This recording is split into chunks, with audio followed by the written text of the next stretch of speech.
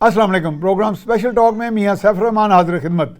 पाकिस्तान एक बार फिर एक ऐसे दुराहे पे खड़ा है जहाँ पे कन्फ्यूजन भी है, डिबेट्स भी हैं, मुबाहिसे भी हैं, अदालती मामलात भी चल रहे हैं। वज़ीर आज़म जो हैं, एक वज़ीर आज़म साबिक़ जेल में हैं, एक वज़ीर आज़म 4 साल के बाद यूके से पाकिस्तान आ गए हैं, नवाज शरीफ, और उन्होंने अदालत में सरेंडर किया आज इस्लामाबाद हाई कोर्ट से। उनकी अल अज़ीज़िया रेफरेंस और दूसरा जो रेफरेंस था नैब का, उसमें उनकी अपीलें बहाल हो गई हैं। और उनके वकील के बकौल जो आज़म नज़ीर तारण हैं, वो कह रहे थे कि अपीलें बहाल होने के साथ उनकी ज़मानत भी बहाल होगी है, यानी आप वो ज़मानत पर हैं और अपीलों की समाअत होगी। तो लेकिन इसके साथ साथ हमारे एक बहुत बड़े साबिक़ एक नैब के प्रोसिक्यूटर जनरल हैं और वो अटॉर्नी जनरल ऑफ पाकिस्तान भी रहे हैं।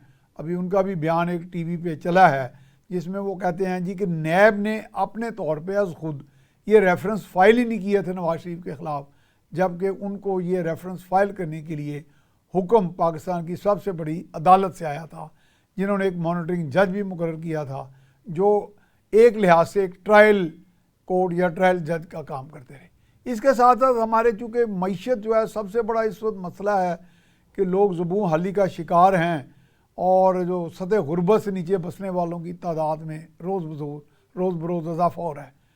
बहुत बड़े चैलेंजेस सामने हैं, मुआशी अहदाफ हैं, फिर बैनुल-अक़वामी सतह पे भी जो इस वक्त तस्वीर सामने हमारे उभर रही है, फ़लस्तीन जो एक रिश्ता हुआ ज़ख़्म के तौर पर पूरी कायनात का जितना अमन है वो तबाह कर चुका है।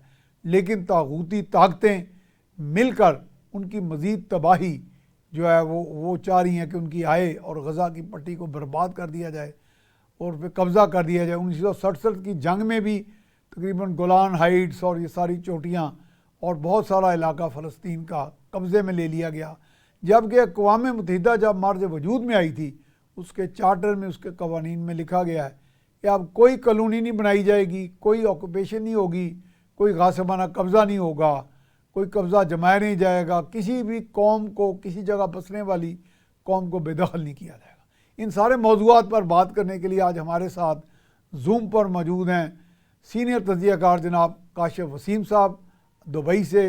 जनाब, हम आपको खुशामदीद कहते हैं। और हमारे दूसरे मेहमान हैं जनाब अदील राना साहब, आप Pakistan Peoples Party Riyadh Saudi Arabia के सेक्रेटरी जनरल हैं और इस वक्त वो सऊदीया में मौजूद हैं। हम अपने दोनों मेहमानों को खुशामदीद कहते हैं। जनाब, मैं काशिफ़ वसीम साहब से शुरू करूँगा। काशिफ़ साहब, आपको बाहर भी बैठे हुए बहुत सी चीज़ों की ख़बरें तो जाती रहती हैं और फिर ओवरसीज़ पाकिस्तानी जो हैं उनके बारे में मेरा ये व्यू है, और मैं भी चूँकि बाहर जाता आता रहता हूँ, कि वो पाकिस्तान का हमसे ये जो हम लोग यहाँ पाकिस्तान में बैठे हैं उससे ज़्यादा दर्द रखते हैं, और वो इतनी तशवीश में और हर वक्त वो केयर एंड कंसर्न होता है उनके कि जी पाकिस्तान के हालात हैं, हमारी कौम, हमारे भाई किस तरह की ज़िंदगी बसर कर रहे हैं। लेकिन यहाँ कन्फ्यूजन दिन ब दिन बढ़ता जा रहा है, डिबेट्स भी बढ़ती जा रही हैं, लोग पॉलिटिक्स को भी अदालती पर्सपेक्टिव में देखते हैं और बाज़ औक़ात हमारे यहाँ चीज़ें मैनेज की जाती हैं।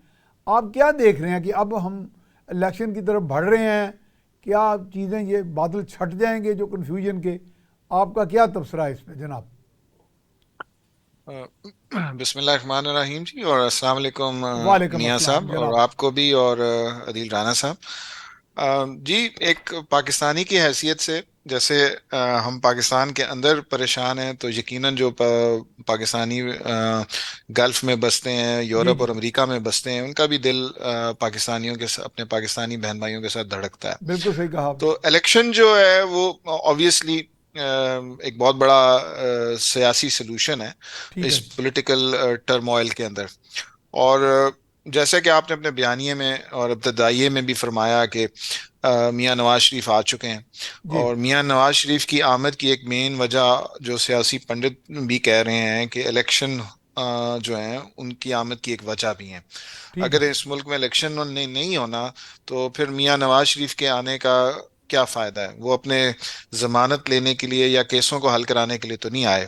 वो तो बेसिकली अपनी पार्टी को, पीएमएनएल को मझधार से निकालने आए हैं ठीक ताकि है वो इलेक्शन में एक मुकाबला कर सके। जी तो जी। मेरा ख्याल है कि जी इलेक्शन का होना तो सबके लिए ज़रूरी है। आज पीपल्स पार्टी की तरफ से भी बड़ा सख्त रद्दमल आया है जी कि दीगर जमातों के अलावा कि जनाब एक लेवल प्लेइंग फील्ड होनी चाहिए सबके लिए, और इलेक्शंस की डेट होनी चाहिए। और मेरा ख्याल है कि जी कि कोई भी सियासी शऊर रखने वाला जो सियासी कारकुन होगा या लीडर होगा वो तो इससे निगेट नहीं कर सकता। बिल्कुल सही है। लेकिन इस मुल्क में आपको पता है जहाँ पे अच्छी बातें भी होती हैं वहाँ सियासी मुआवजात भी होते हैं, अदालती मुआवजात भी हो जाते हैं। हाँ, ये तो मोतज़ात का जिनकी लफ्ज़ वजह अच्छा से बोला आपने। जी जी, सही तो है। जिसकी वजह से जो है वो नामुमकिन मुमकिन हो जाता है और मुमकिन नामुमकिन हो जाता है। सही है। और लेकिन अगर इलेक्शन कमीशन आने वाले चंद दिनों में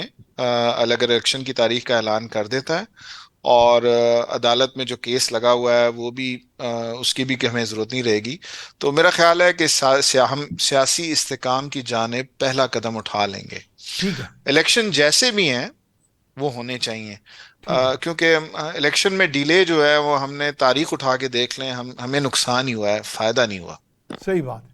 जी अदील राना साहब, आप इसको किस पर्सपेक्टिव में, किस तनाज़र में देख रहे हैं कि अब इलेक्शन का माहौल भी है, जैसे अभी काशिफ साहब ने फरमाया कि नवाज शरीफ जो इस सिर्फ एजेंडे पे शायद ना आए हों कि वो सिर्फ सज़ाएं माफ़ कराने आए हैं, और बिलावल साहब का तो आपने देखें सुप्रीम कोर्ट बार में उन्होंने जो बात की है कमाल ही कर दिया उन्होंने। तो एक तो नज़रिया ज़रूरत की भी बात की कि जी वो माजी में क्या होता रहा, फिर उन्होंने कहा जी डॉक्ट्रिन ऑफ सक्सेसफुल रेवोल्यूशन जो है उस पर भी निसार किया गया कि अब तो ये इनकलाब कामयाब हो गया है, तो लिहाजा डिक्टेटर को एक्सेप्ट कर लिया जाए, तौसीक कर दी जाए और उसको आइन में तरमीम के भी इख्तियार दे दिए जाएं, जो कि बिल्कुल ही गैर आइनी काम था।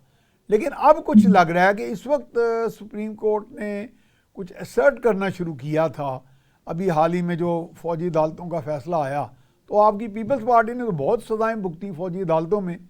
मैं भी चूँकि माजी में एक डिक्टेटर का डसा था, तो हमें भी उन्होंने सज़ा इसी चक्कर में दे दी, और वो तो मोहतरमा अल्लाह उनका भला करे, उनको करवट करवट जन्नत नसीब करे, उन्होंने आगे फिर वो जो खाम खा गैर हाज़िरी में सज़ाएँ थी वो माफ़ की। तो ये मैं कह रहा हूँ कि अब ये मेरे हाल बेहतर एक सूरत दिखाई दे रही है कि अब साफ शफाफ इलेक्शन का इनकाद हो जाए बर वक्त। जनाब। बिल्कुल सर, ये बिल्कुल, थैंक यू, बहुत शुक्रिया आपका सर, वेलकम करने जी का अगेन। वेलकम। अस्सलाम वालेकुम to everyone audience as well. Sir देखिए, पाकिस्तान पीपल्स पार्टी अगर सियासी तारीख देखी जाए तो एक 4 दफा जो चारों डिक्टेटर्स थे उनकी जो रहलत हुई गवर्नमेंट से, वो पीपल्स पार्टी उसमें फ्रंट पे उसने फेस किया, जी जी उसमें कुर्बानियां भी दी, और जाहिर है उस कुर्बानियों के नतीजे में फिर एक चेंज आई, और हर दफा रिवर्सल किया गया उन आईनी उन तरमीम का जो आमिर करते रहे। ठीक है। वो 18वीं तरमीम की शेप में हो या 8वीं तरमीम की को रिवर्स करना हो, तो ये सब चीजें होती रही और पीपल्स पार्टी उसमें फ्रंट पे रही। इस वक्त का सिचुएशन ये है कि अगर हम पॉलिटिकल मिजाज देखें तो आपने जैसे काशिफ साहब ने कहा कि नामुमकिनात मुमकिनात हो जाती हैं, तो पिछले 2 साल पहले तक एक 10 साल 15 साल मंसूबा चल रहा था, हाँ जी। उस मंसूबे को रिवर्स किया लगा, और बेसिकली कुछ जर्नलों ने वो डिसीजंस किए जी जी। अनफॉर्चुनेटली, और उसके ऊपर वो ज़ाहिर है नई चीजें हो सकी। तो अब असल चीज ये कि पहले पिछले इलेक्शन में नवाज शरीफ साहब को बाहर किया गया, इस दफा इमरान खान को बाहर किया जा रहा है, और मतलब एक चीज आ रही, ये अच्छी बात है कि नवाज शरीफ साहब वापस आए हैं, क्योंकि ये एक तरह की कंसेंट है कि हमने जो मिस्टेक की थी वो गलत थी, और ठीक है। हम वापस लेके आना। लेकिन आज अगर इमरान खान या पीटीआई के खिलाफ अगर कोई ऐसी चीज हो रही है तो वो भी गलत है।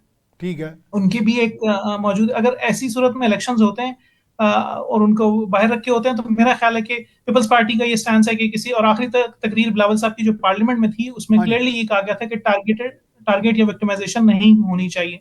बिल्कुल तो सही एक कहा। तो ये चीज के इलेक्शंस होने चाहिए, एक प्रिंसिपल है, और दूसरा ये कि बगैर किसी जो तासुब है किसी स्पेसिफिक पार्टी के खिलाफ वो उस पर नहीं होने चाहिए, क्योंकि नहीं तो आज के लाडले कल दोबारा वापस बराजमान हो जाएंगे। तो ये दो एक फैक्टर्स हैं, और माहौल मैं ये समझता हूँ बिल्कुल थोड़ा सा बनना शुरू हुआ है नवाज शरीफ साहब की वापसी के साथ, लेकिन इस माहौल को मजीद तकवीत तब मिलेगी जब बाकी जमातों को भी शामिल किया जाएगा। ठीक है, अगेन, और फिर ये जो सिलेक्शन, ये इलेक्शन जो है वो सिलेक्शन की तरफ ना जाए, सब लोग पार्टिसिपेट करें, शफाफ इलेक्शन हो, और जो वज़ीर आज़म बनता है उसको वो सामने लेके आए। ठीक है, हम ये समझते हैं कि कुछ ऐसे पिलर्स हैं अदालत की फॉर्म में या एस्टेब्लिशमेंट की फॉर्म में वो बड़े स्ट्रांग हैं, ठीक है। लेकिन उनको उनको वो एक सतून भी नहीं है रियासत का, कह ले उनमें से एक जो है ना, वो तो सही। सिर्फ एक एडमिनिस्ट्रेटिव बॉडी है, लेकिन वो इतनी हावी होती है कि वो पूरे 5 साल के ऊपर जो है ना वही उनकी पॉलिसीज चलती हैं। तो मेरा ख्याल है कि inclusion of every party, political party is very important. हाँ उसके बगैर इलेक्शन नाकाफी होंगे। वही सिचुएशन होगी जो इस पिछले इलेक्शन के बाद 5 साल हुकूमत के साथ हुई और 3 साल में उसकी 3.5 साल में रैलत होगी। बिल्कुल तो सही। मेरा ख्याल है कि अब पीपल्स पार्टी का भी जो प्रिंसिपल स्टैंड है वो यही है कि इलेक्शंस विदाउट एनी बायस, विदाउट एनी एक्सक्लूजन, ठीक सबकी है, इंक्लूजन के साथ इलेक्शन होने चाहिए, फिर बाकायदा माहौल बनेगा।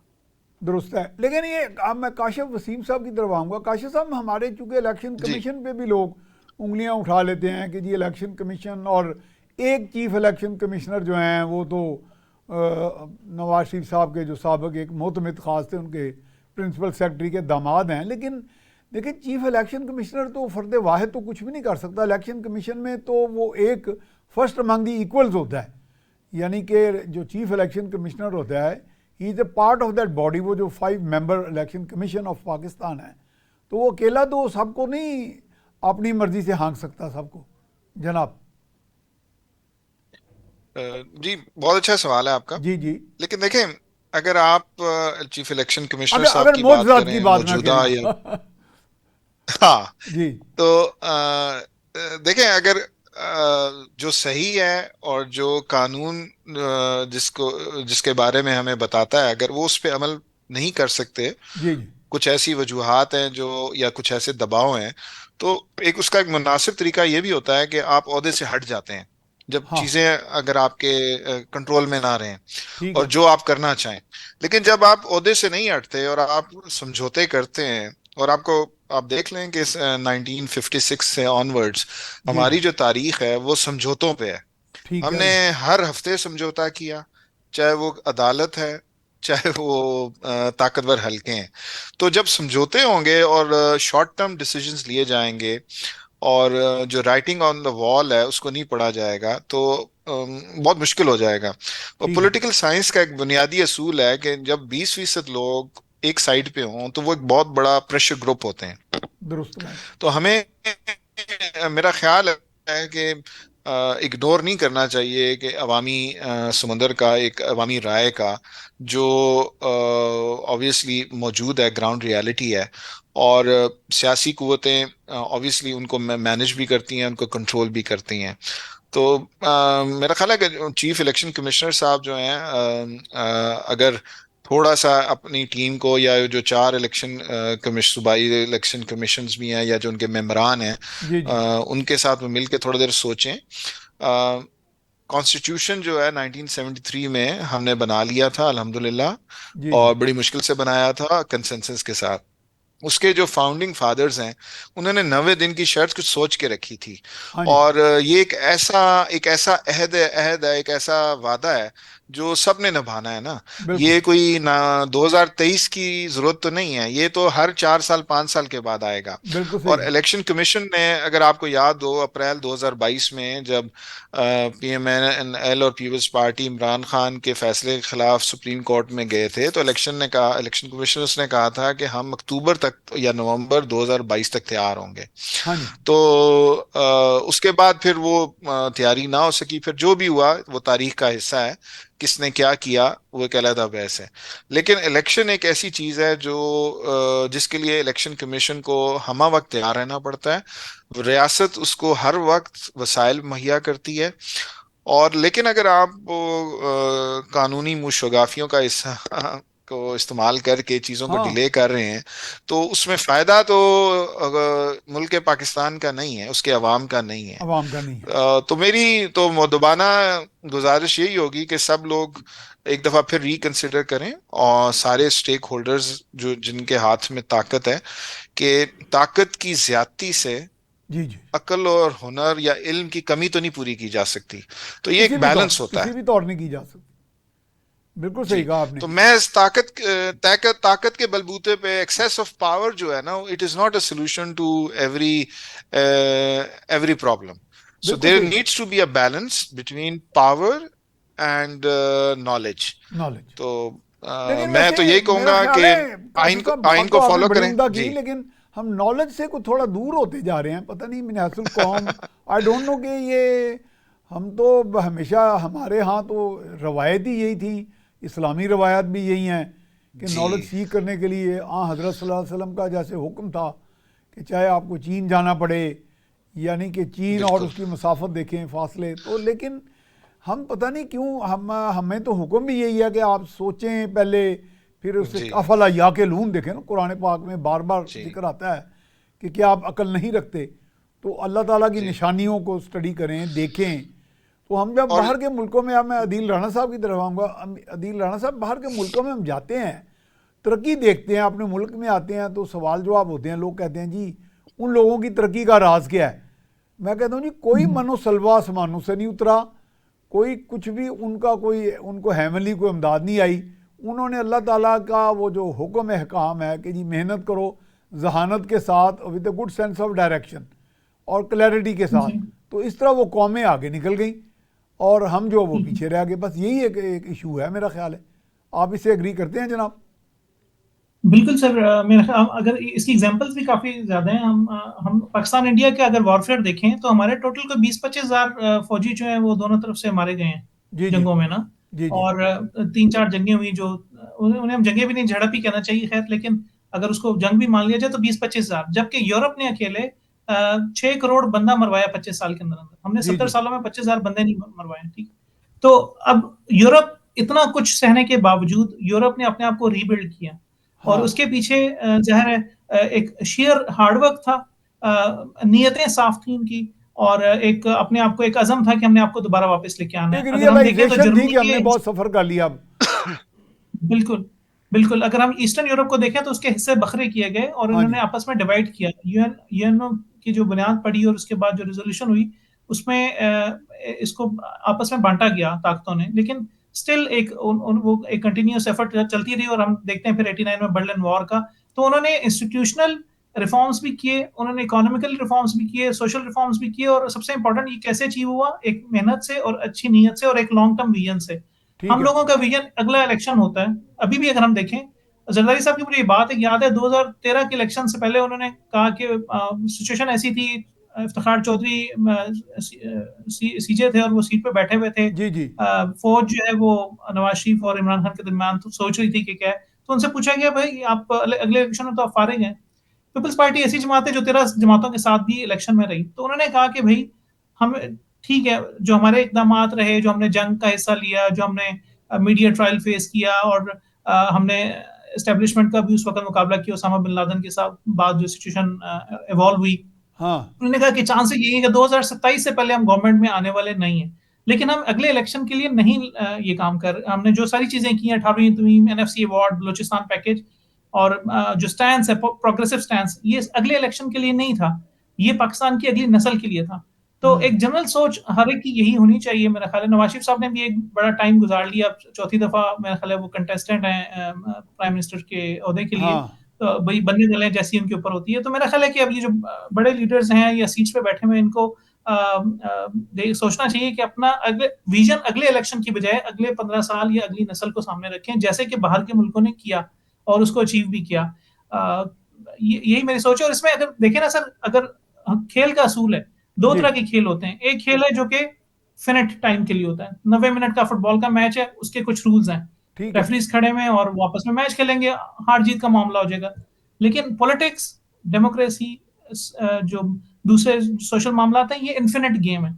ये उस वक्त तक चलते हैं जब तक अगला फरीक हार ना जाए, जब जी तक वो जी थक के बैठ ना जाए, और वो ठीक है। चीजें चलती रहती हैं। वो सिर्फ एक इलेक्शन या एक छोटी सी विन या तरमीम, ये छोटी छोटी विन्स हैं, लेकिन एक्चुअली वो गेम चलती है अनलेस के अगला बंदा जो है वो थक के बैठ जाए। तो ये इन्फिनिट गेम्स हैं, ये इसके अंदर ये छोटे छोटे माइलस्टोन्स हैं, और यही सोच के इन्हें चलना चाहिए कि नहीं। और इसके अंदर ये भी नहीं होता कि एक बंदा जो है उसकी पर्सनालिटी के साथ ये चीजें अटैच हो जाए, इमरान खान, नवाज शरीफ, पीपल्स पार्टी, भुट्टो, नहीं, ये बल्कि अच्छा वो। दिल राणा साहब, काशिफ साहब, we are going for a break, उसके बाद दोबारा आपसे रब्ता करते हैं जनाब। तो नाजरीन अब हम जाएंगे एक ब्रेक पर, ब्रेक के बाद दोबारा हाजिर खिदमत। ब्रेक के बाद हम आपको खुश आमदीद कहते हैं। हमारे साथ मौजूद हैं सीनियर तज्जियाकार काशिफ वसीम साहब, आप दुबई में मौजूद हैं, और उनके अलावा हमारे साथ मौजूद हैं अदील राना साहब, आप पाकिस्तान पीपल्स पार्टी रियाद के सेक्रेटरी जनरल हैं, वो सऊदी अरब में मौजूद हैं।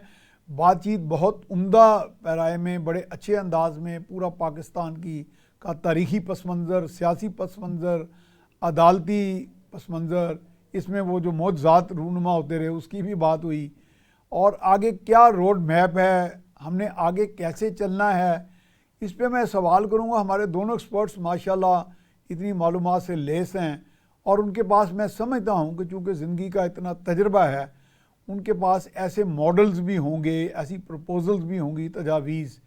तो सबसे पहले मैं जाऊँगा काशिफ साहब की तरफ। काशिफ साहब, दुनिया में चूँकि इकॉनमी ही रूल करती है, और बल्कि हम तो बाज़ औक़ात कहते हैं, और दुनिया ही कहती है बल्कि, कि ये जी वॉर इकॉनमी है, ये जो वॉर छेड़े जाते हैं, ट्रिगर किए जाते हैं, उनमें जो वॉर इकॉनमी वाले ममालिक हैं बड़े, वो तो आप समझ गए होंगे कौन से हैं, वो उसमें से भी बहुत पैसा बनाते हैं, और दुनिया को कार्टल्स भी रूल करते हैं, एंटी कार्टलाइजेशन लॉज भी हैं।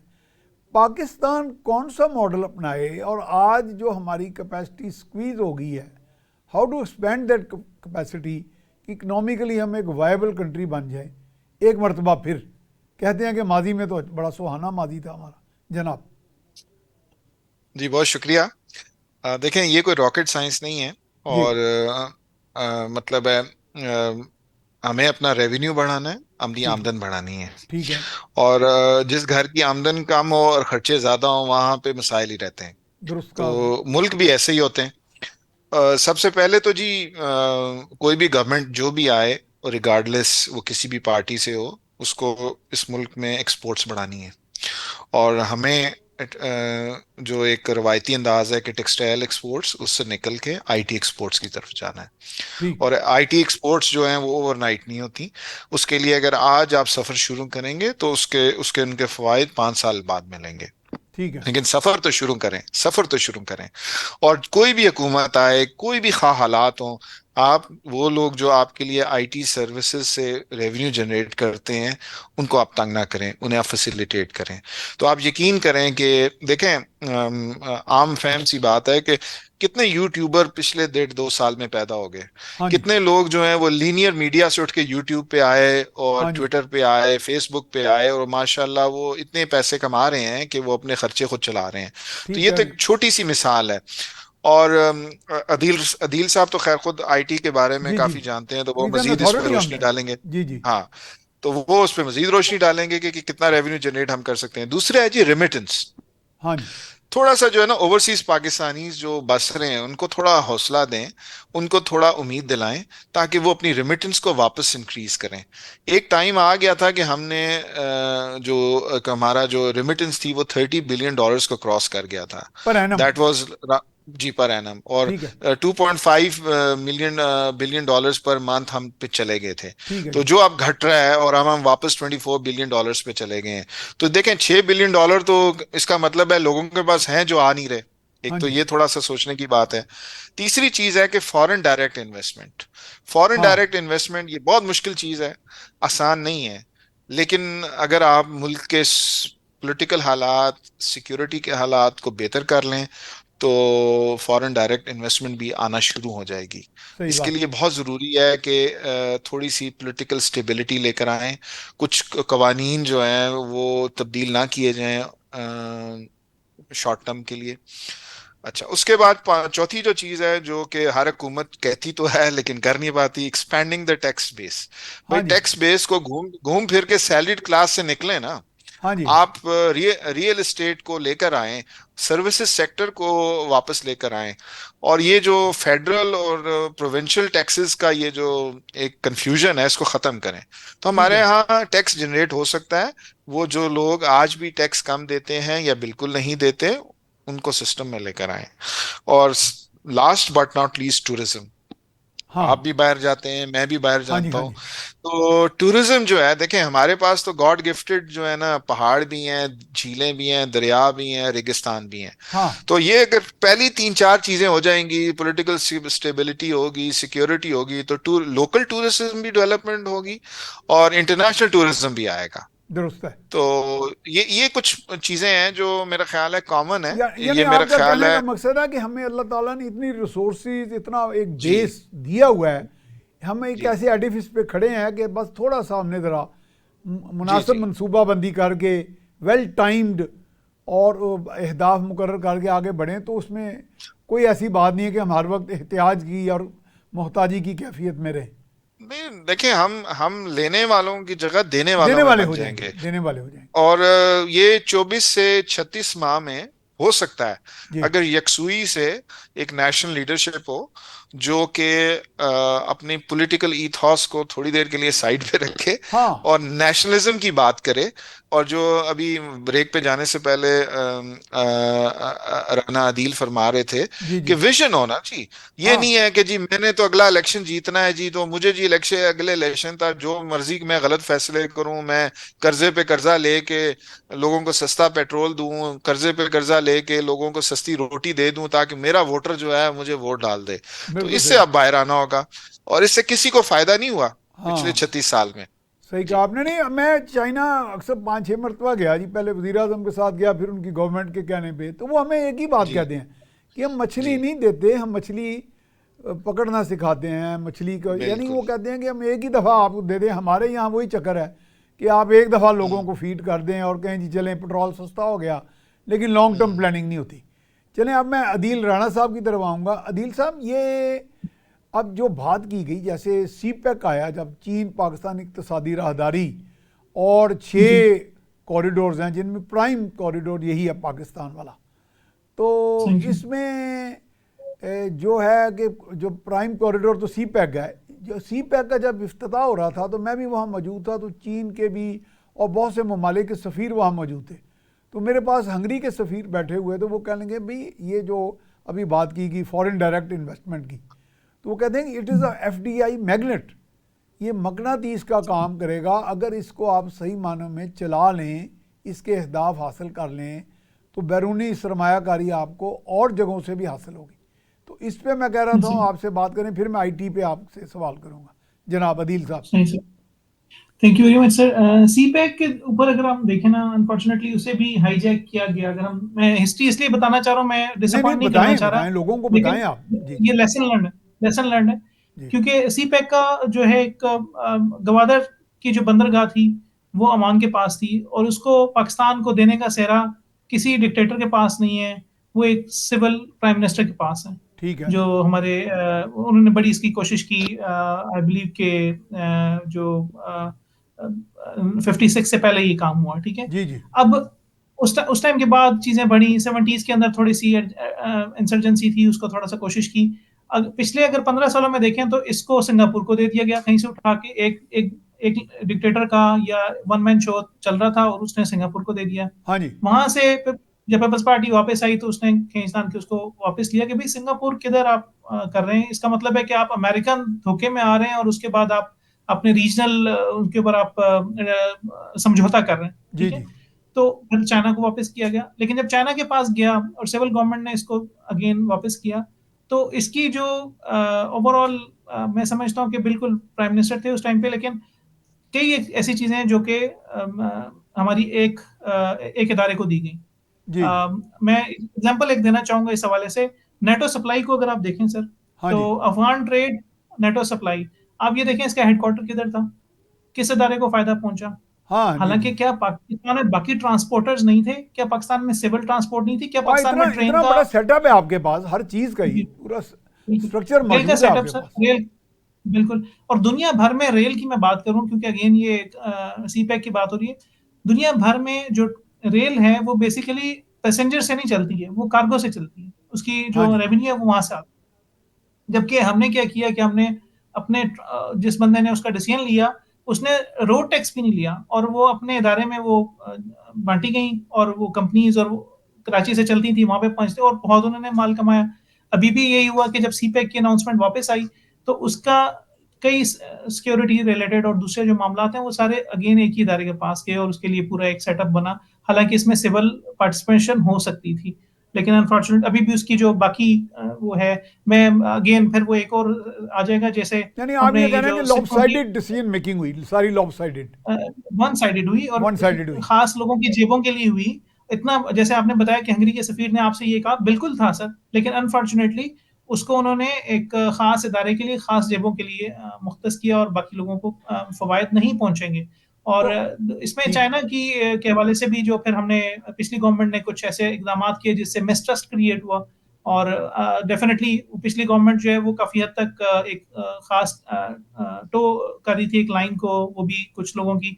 तो उसमें भी आपने देखा कि जिस बंदे को उसका चेयरमैन लगाया गया, उसके फाइनेंशियल करप्शन के मामला भी सामने आए। तो इस जी तरह जी, की एक कौमी मंसूबे को इस तरह से तबाह करना ये बहुत ही गलत है। इससे सीखने की जरूरत है। अगेन सही ये हो बात। गया जो होना है, लेकिन अब इससे हम मौजूद हैं, सीपैक भी होना है, हमारे पास ट्रांसपोर्ट का सेटअप मौजूद है, इससे टूरिज्म जैसे बात की वो भी बढ़ेगा। जी लेकिन बहुत इस उम्दा। पूरे प्रोसेस को एक अच्छे विजन के साथ और एक प्रॉपर वे में तमाम पार्टिसिपेंट्स को इंक्लूड करके, इंक्लूडिंग बलोच, उनको सही। इंक्लूड करके चलाना पड़ेगा। अदरवाइज हमें वो नहीं खतरात का सामना पड़ेगा जो पहले होते थे। चले मैं आपसे आईटी पे कोई डाटा लूँगा, स्टैटिस्टिक्स उसकी, लेकिन मैं काशिफ साहब से यानी ये पूछूंगा। तो काशिफ साहब, जैसे आपने टैक्स बेस, टैक्स नेट बढ़ाने की बात की, तो इसमें तो दुनिया का एक ही असूल है। एक तो ये बताएं कि इकोनॉमिक्स में लेसर गवर्नमेंट का मॉडल कामयाब समझा जाता है बाहर की दुनिया में, कामयाब दुनिया में।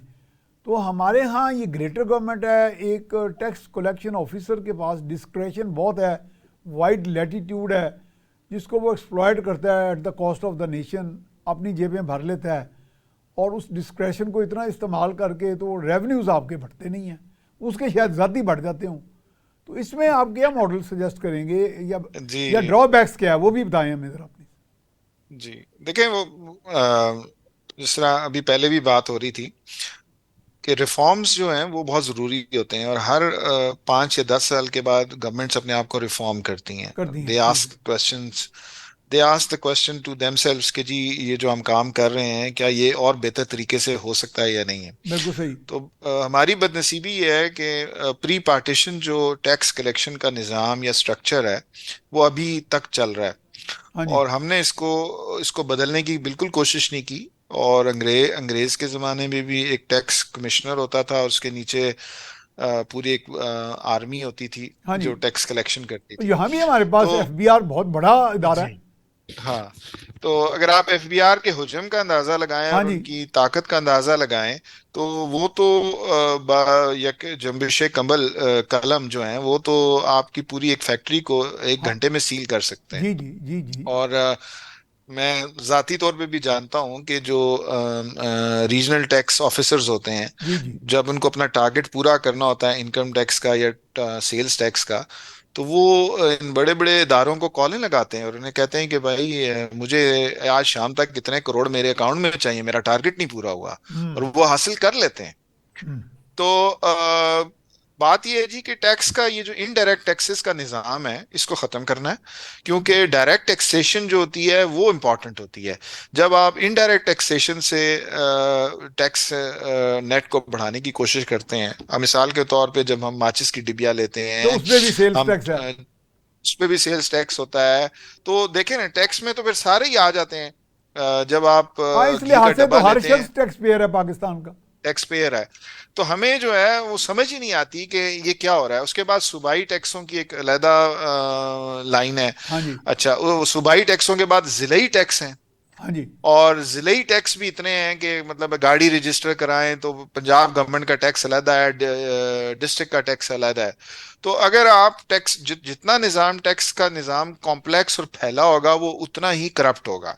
हम्म। ये जितना सिंपल होगा और ये जितना क्लियर होगा, और तो ये ट्रेसेबल भी होगा। ठीक है। लेकिन अनफॉर्चुनेटली जिस तरह हर डेवलपिंग कंट्री के अंदर माफियाज होते हैं जो कि इन रिफॉर्म्स को नहीं होने देते, क्योंकि रिफॉर्म्स की वजह से वो एक्सपोज हो जाते हैं, और हम्म। वो फिर पूरा सिस्टम एक दूसरे को सपोर्ट करता है कि यार चीजें उस डायरेक्शन में ना जाएं। तो ये अगेन ये इसके लिए पॉलिटिकल विल चाहिए, ठीक है। टैक्स बेस को इंक्रीज करने के लिए, हुकूमत का हुजूम कम करने के लिए। आप देखें जो एक बहुत बड़ी वजह है ना, देखें, एक तो होता है आमदन बढ़ाएं, दूसरा होता है अखराजात भी कम करें। अखराजात भी अगर कम आप करें। आमदन जी, तो आमदन अगर नहीं बढ़ा सकते तो वो अखराजात तो कम कर सकते हैं, लेकिन जो सबसे बड़ा हाथी है वो कर्ज है, जो हाँ डेट लोड है। अच्छा, जो प्रिंसिपल अमाउंट है वो तो अपनी जगह है, लेकिन जो इंटरेस्ट ऑन प्रिंसिपल अमाउंट है वो इटसेल्फ जो है वो मतलब है बहुत बड़ा हमारी जो बर्डन है वो। डेली टैक्स, जी जी जी, वो हमारी टैक्स डेली टैक्स कलेक्शन को खा रहा है दीमक की तरह। यानी वो अगर आप 20 अरब रुपए रोजाना टैक्स कलेक्ट करते हैं तो गालबन 15 अरब तो आप सूद की अदायगी में दे देते हैं। हाँ जी। मैं एक मिसाल दे रहा हूँ, ये मैं कोई कलेक्टेड फिगर्स की नहीं दे रहा, लेकिन मैं आपको ये एक उसके कमो उसके बेश इसी हुजम का तरह की अंदाजा। कैफियत है, इसी तरह की सूरत हाल है। जी, दूसरा ये है जी कि जो होता है कि जो आपके मुख्तलिफ डिपार्टमेंट्स हैं, जो आपकी हुकूमतें हैं, उनके जो वज़रा हैं, फिर उनके डिपार्टमेंट्स हैं। अब जिस तरह गुज़श्ता जो हुकूमत थी जिसने 16 माह काम किया, जी, उसने 80 या 82 वज़रा और एडवाइज़र रखे। और उनके नीचे तो फिर लेकिन अगर डिपार्टमेंट आप से। जी, लेकिन अगर आप उनकी पोर्टफोलियोज को जब जज करेंगे तो आप कहेंगे कि यार ये 80 तो है ही नहीं है, हम्म। तो मर्ज हो सकते हैं। हाँ ये जी। ये तो इनके तीन तीन महकमों या चार चार महकमों के ऊपर एक मिनिस्टर बैठ के काम कर सकता है अगर वो काम करना चाहे तो। गवर्नमेंट्स में एरियाज ऑफ अच्छा, उस रिस्पॉन्सिबिलिटी जो होते हैं, पिवटल एरियाज, वो जी तो 15 जी 20 ही होते हैं टोटल। और बिल्कुल। पर्टिकुलरली आफ्टर और द ये जो ऑटोनॉमी मिल गई सूबों को, उसके बाद तो जी, मरकज के पास के दो तीन ही रह जाते हैं। और जो सबसे बड़ी जो ना इंटेलेक्चुअल बदयांती की हुई है हमारे साथ सियासी महाज पे, वो जी ये है कि प्रोविंसेस ने डिस्ट्रिक्ट्स को एम्पावर नहीं होने दिया। हाँ, तो लोकल सेल्फ अगर गवर्नमेंट्स भी इसीलिए पनप नहीं सकी जी, हमारे यहाँ। अगर पेशावर, लाहौर, कराची, रावलपिंडी और क्वेटा जो हैं वो मेट्रोपॉलिटन गवर्नमेंट्स होती, हाँ तो आप देखते कि वो अपना रेवेन्यू खुद जनरेट करते, और वो अपना रेवेन्यू जनरेट करते तो उनके पास कितने वसाइल होते। सही बात तो है। बात ये है कि सूबों को क्या जरूरत है कि वो हर चीज को कंट्रोल करें। अगर फेडरेशन ने आपको दे दिया माल और आपने आगे इसको आगे देना था, वादा था आपका 18वीं तरमीम में कि आपने डिस्ट्रिक्ट लेवल पे एम्पावर करना है लोगों को, तो वो देखें, हमेशा डेमोक्रेसी जो है वो नीचे से ऊपर जाती है, नीचे से ऊपर ऊपर से जाते। नीचे नहीं आती। सही बात है। तो जब तक हम तहसील लेवल पे और यूनियन काउंसिल लेवल पे अपने आप को विलेज काउंसिल्स बना के लोगों को एम्पावर नहीं करते, और वो डिसाइड करें कि वो रेवेन्यू कहाँ से लाएंगे, वो डिसाइड करें कि उन्हें स्कूल चाहिए, अस्पताल चाहिए, या नाली या पक्की सड़क चाहिए, तो वो फिर इसे कहते हैं ना कि वसाइल सही डायरेक्शन में भी खर्च होंगे। और सबको पता होगा कि भाई ये यूनियन काउंसिल जो है ये इसके पास पैसे नहीं है, इसलिए सही यहाँ पे बात है। स्कूल नहीं बन सकता। तो ये कुछ बातें हैं, और सबसे बढ़ के जी ये कर्जे के बाद जो है ना करप्शन का जो जिन है, हाँ इसको किसी तरह से छोटा करना है। ये जिन खत्म तो नहीं होगा, लेकिन करप्शन को आपने किसी न तरह, किसी की बोतल में, किसी बंद तो करना मर्तबान में पड़ेगा। बंद तो करना। सही बात। हाँ जी अच्छा अदील राणा साहब, ये आईटी के बारे में जैसे बात की जाती है, इंडिया की लोग ज़्यादातर एग्जांपल देते हैं कि जी हमारे नेक्स्ट डोर नेबर है और उसने बिलियंस एंड ट्रिलियंस पता नहीं कितना अर्न कर लिया है। आप तो माशाल्लाह you are deemed to be an authority on this subject. Pakistan में इसका कितना स्कोप है और रेवेन्यू कितना बढ़ाया जा सकता है और कितने फास्ट ट्रैक पे हम इस पे चल सकते हैं जनाब? Thank you sir. सर काफी ज्यादा स्कोप है। अगेन मैं मिस्टेक्स की अब इस दफा बात नहीं करूंगा, डिसअपॉइंटेड हाँ जी डिसअपॉइंटमेंट हाँ, सिचुएशन की, ठीक लेकिन है, हम आगे मैं बढ़ते हैं, मैं ये लाइफ में समझता आगे हूँ, बढ़ते हैं। मैं आज की एक न्यूज की बात करता हूँ। आज एक न्यूज आई जो कि बड़ी हेडलाइन थी। वो अच्छा ये है कि पाकिस्तान ने जो है गवर्नमेंट ने अलाउ कर दिया कि आईटी कंपनीज जो है वो डॉलर्स रख सकती हैं। अब अच्छा। ये एक बहुत बड़ी न्यूज है, which is a good thing जो आप जरा हमारा दोबारा एक कहिएगा सिचुएशन कि चल क्या रही कर सकती हैं? है। जी, आईटी कंपनीज जो है वो डॉलर्स रख सकती हैं अपने अच्छा पास, जो है ना। ठीक है जी। बाकियों पे उन्होंने पाबंदी लगाई हुई है अभी भी, लेकिन उनको कुछ उन्होंने कोटा दिया है कि वो डॉलर्स रख सकती हैं। ठीक है। अब ये एक न्यूज है, और जो सिचुएशन चल रही है जो हमने एक तरह से बना दी या हो गई, और जिस तरह से 2 साल पहले 3 साल पहले स्टेट बैंक ने जिस तरह से हालात किए करेंसी के साथ, तो एंड रिजल्ट तो ये होना था। अब ये सर एक ये हेडलाइन नहीं होनी चाहिए अनफॉर्चुनेटली ना। ये एक नॉर्मल एक फीचर है, एक बेनिफिट है जो कि आईटी कंपनीज को मिलना चाहिए, किसी भी कंपनी को मिलना चाहिए। हाँ लेकिन हमारे यहाँ ये हेडलाइन इसलिए क्योंकि हम दूसरे कई चीजों में फंसे हुए हैं। तो हाँ। मैं ये समझता हूँ कि काश कि ये हेडलाइंस होती हैं कि गवर्नमेंट ने कोई वेंचर जो कैपिटल है वो अनाउंस किया है, और वो पाकिस्तान के जो टॉप के 100 स्टार्टअप्स हैं उनको वो 100 मिलियन या 10 मिलियन या $1 मिलियन दे रहे हैं, या रुपीज दे रहे हैं, जो भी जिस जिस लेवल के भी वो हैं। उस तरफ तो हम जा ही नहीं रहे। कि अभी भी हम अगर हम देखें तो यहाँ पे भी लाहौर में भी और पाकिस्तान में भी अनाउंस होते हैं सॉफ्टवेयर टेक्नोलॉजी पार्क्स अनाउंस होते हैं, जी लेकिन जी वो भी बिल्डिंग्स की हद तक है और उसके अंदर जो लोग काम कर रहे हैं उनकी इस्तादाद कार के लिए कोई काम नहीं होता है, उनको उनको थोड़ा सा फैसिलिटेट करने के लिए कोई काम नहीं होता है। तो मेरा ख्याल है कि अगर उनको फैसिलिटेट किया जाए उन लोगों को, आजकल जरूरी नहीं है कि आप बिल्डिंग्स ही बनाएं, आप कहीं पे भी बैठ के आप ये देखेंगे इंस्टाग्राम जैसी जो कंपनी है सर, हाँ जी इंस्टाग्राम के 13 एम्प्लॉइज थे और अच्छा जब वो उसकी डील हुई और वो $1 बिलियन की कंपनी थी उस हाँ जी 2013-14 में ना। तो और वो एक छोटा सा ऑफिस और वो भी रिमोटली काम कर रहे थे। इसी तरह बाकी भी जो वेंचर्स हैं वो इसी तरह से स्टार्ट हुए हैं। तो बेसिकली गवर्नमेंट की सपोर्ट चाहिए होती है कि उसको थोड़ा सा बेनिफिट करें, उनको थोड़ा टैक्स में थोड़े बेहतर कट्स दे और इसके अलावा कोई ऐसी सबसे पहली जो इम्प्लीमेंटेशन हो सकती है वो गवर्नमेंट में हो सकती है। मैं एग्जांपल ठीक है दूंगा, नादरा। नादरा जो सर्विसेज दे रही है, पाकिस्तान में जो नादरा का कॉन्सेप्ट आया ये दुनिया के कई मुल्कों से बहुत पहले आया ड्यू टू हमारी सिक्योरिटी सिचुएशन और सारा कुछ। जी हम जी नादरा की सर्विसेज को आउटसोर्स कर सकते हैं। अगर हमारे यहाँ एक तारिक मलिक साहब बात करते हैं, उन्होंने कुछ चीजें की, लेकिन अगर हम उन सर्विसेज को आउटसोर्स करते, उनको सेल करते दुनिया अफ्रीकी ममालिक में, एशिया के कई ममालिक में, तो हम कई मुल्कों से बेहतर हैं नादरा के हवाले से। और ये जो सिटीजन डाटा है और पासपोर्ट सर्विसेज और दूसरी वीजा मशीन रीडेबल वीजा की जो सर्विसेज है ये इसमें बहुत बेहतर है हम, और लेकिन पर्टिकुलरली अनफॉर्चुनेटली आपका हम जो उसके अपने आपका यूथ का भी इंक्लिनेशन बहुत है टुवर्ड्स आईटी। सर रिपीट करिएगा, मुझे आवाज नहीं समझ नहीं। मैंने हमारे यूथ की भी इंक्लिनेशन काफ़ी है आईटी की तरफ। सर ये भी बिल्कुल एक फैक्टर है, लेकिन मैं ये समझता हूँ कि वो एक जेनेरिक ये जो जनरल आईटी सेक्टर की तरफ तवज्जो दे रहे हैं अनफॉर्चुनेटली ना। उसमें अच्छा होता ही है कि वो अपने 8 लाख 10 लाख 15 लाख एक जनरल आईटी कॉन्सेप्ट्स को समझने के लिए या डिग्री लेने के मुतालिक पाकिस्तान भी पढ़ते हैं, इस्लामियात भी पढ़ते हैं, उसमें वो अकाउंटिंग भी पढ़ते हैं और भी कुछ एक चीजें पढ़ते हैं जो कि उससे रिलेटेड नहीं होती हैं। मैं ये अच्छा समझता हूँ कि ये एफर्ट लगाने की जरूरत है कि स्पेशलाइज्ड डिग्रीज ऑफर हों।